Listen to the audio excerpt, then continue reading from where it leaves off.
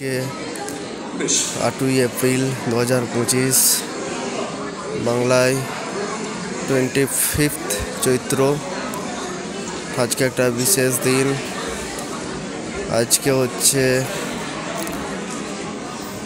নববর্ষ আবাহন উৎসব।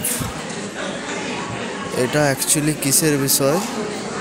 এটা হচ্ছে গৌড়েশ্বর মহারাজা শশাঙ্কের বীর গাথা।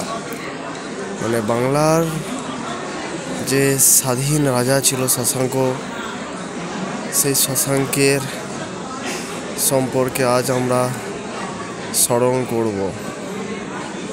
এই শশাঙ্কের ইতিহাস, কিভাবে বাংলাকে শাসন করে গিয়েছিল।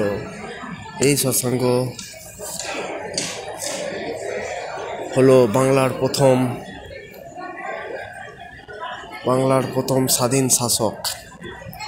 তো এই যে আমাদের উৎসব, এটা আয়োজন করছে Maulana Abul Kalam Azad institute of Asian studies Yojana.